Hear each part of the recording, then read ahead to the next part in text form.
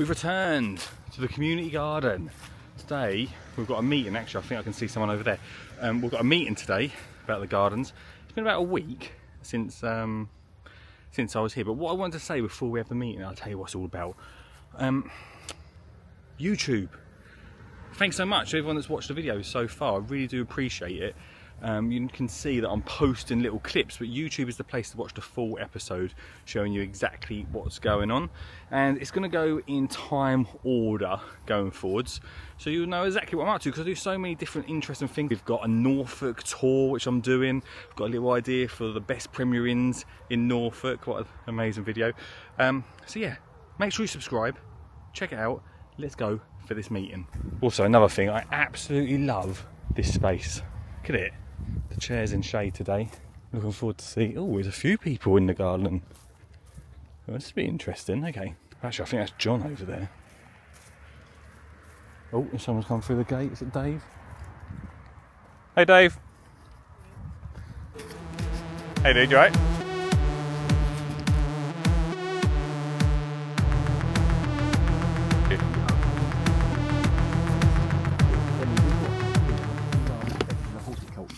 Avenue. So this is more, cultivated flowers. No, I walked past all this. I didn't really notice all this, to be honest with you. Yeah.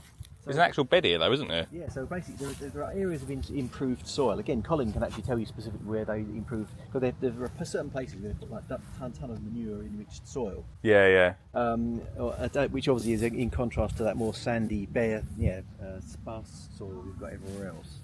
And then you've got random trees. I mean, these limes, I think, are probably the original park plantings rather than being stuff that's grown for Right, yeah. For wildlife. And what I'd like to see is maybe the removal of some of these trees and then being replaced by things like silver birch and oak, which are more conducive to either fungi or wildlife. Yeah, that's, I hear what you're They're saying. sort of like keystone species that support insects and bird population. I don't know what... Do you know what these are, Dave? These are... I don't know what tree this I is. think that might be a broom. It looks like the laburnum, doesn't it?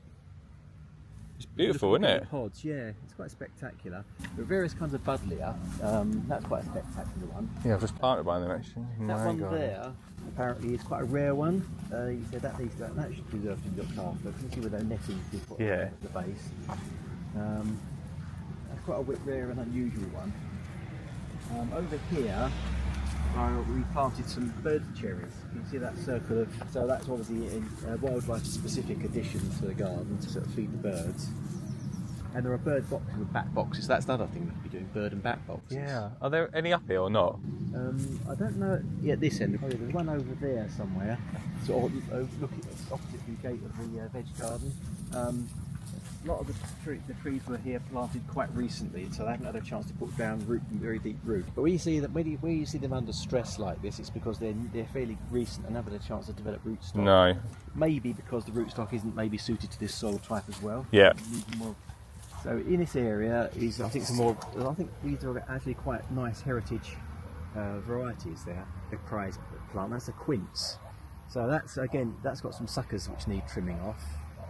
And so we've got a lot of work to do in clearing and mulching around. Yeah, I can see what you're saying there when you talk about that. Yeah, it's a bit of a mess at the moment, isn't it? Yeah, so you can see where in the past it's been mulched and you've had like the guards, the tree guards put up. This section here has been overgrown with blackthorn. Yep. Sloes, so that can essentially be cleared all the way up to the pond. There's a lot of space that can be cleared of all these blackthorn. Okay. Because the blackthorn's good for the outer hedging. Yeah. It defines the boundary of the garden itself, but it's become invasive and put up suckers which have taken over. So you can see the quinces, it's a pretty nice tree, it's got some good fruit on it. Yeah. Which is worth looking after and ensuring they come to fruition properly. Again, another volunteer job which could be done is getting rid of all these suckers and then mulching around the base. Yeah, defo. It might be a case of maybe getting rid of some of the trees which really aren't suited to this soil type and replacing them with ones that specifically are. Yeah. What would you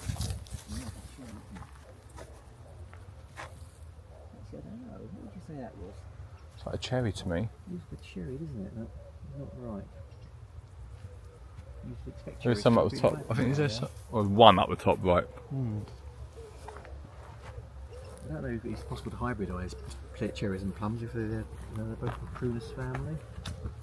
So this over here, this mound that the nettles are growing on, the blackberries are growing on top of. This was actually when the children's playground was cleared. It had like that soft bark on the protective bark for the kids. When that came to the end of its useful life, it was all scooped up, a couple of tons of it, and dumped in piles. This is one of them. No, another one was dumped up there. So because this has been allowed to grow wild, I don't mind the idea of a few nettles and blackberries, because obviously it's good for wildlife. Yeah.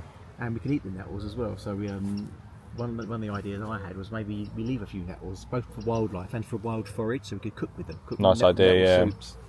And I make blackberry and elderberry wine every year, so the idea of a few blackberries isn't bad. That's good. Obviously you've got a huge budley there. It's massive, isn't it? So that's a very impressive butterfly bush.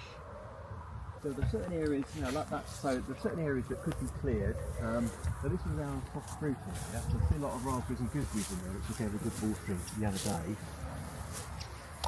Oh yeah, you can sort of see. You can see the roads. Yeah, you can, can't you?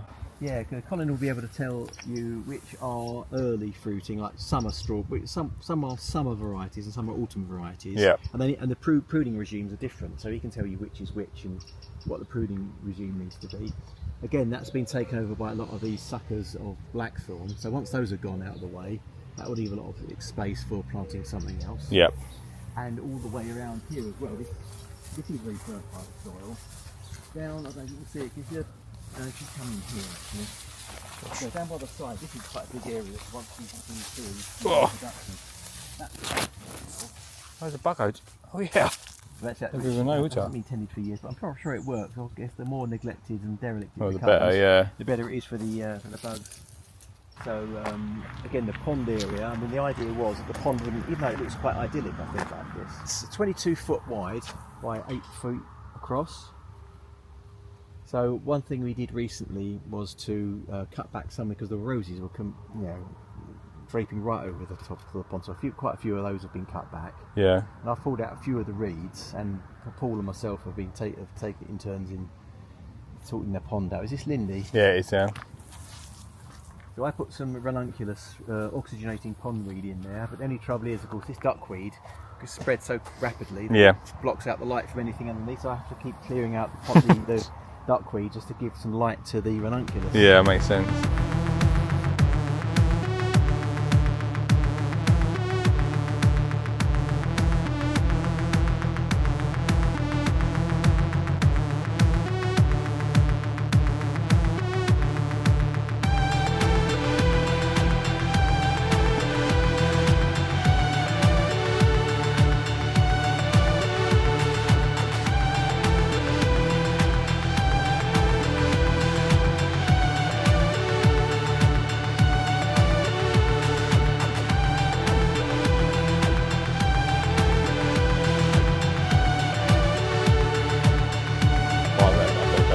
Right, lovely to see you all, and I'll catch you next time I see you, okay?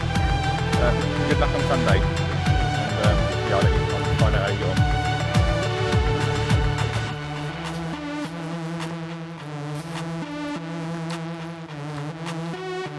Well, I don't know how much of that meeting.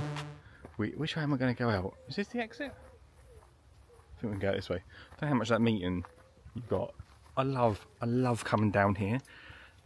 Such a beautiful place, really dry at the moment. But it's nice to get a little tour from Dave. Dave is absolutely amazing, so full of knowledge, so passionate about this area. Yeah, I'm looking forward to see. I think I said to the team, it's all about building community. I know I've said this on here before.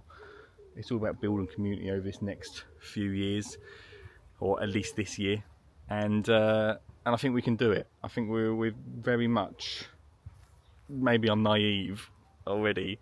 But I think we're very much a good core team that can very slowly branch out to more and more people. So yeah, thanks for joining me once again. I hope you enjoyed that little tour around the gardens here from Dave. Not sure what the filming of that was like, but go subscribe. You'll be able to see and catch up with all of the updates from here and loads of other stuff as well. Join me as I go to different shows and see show gardens, and also perhaps a little project at home as well, which I'm really excited about. Just haven't had the time yet to get on. Maybe it's a what's the word I'm looking for? A summer holiday plan. It's to do with the taxi. If you know about the taxi, it's to do with the taxi. Right, see you later. Bye.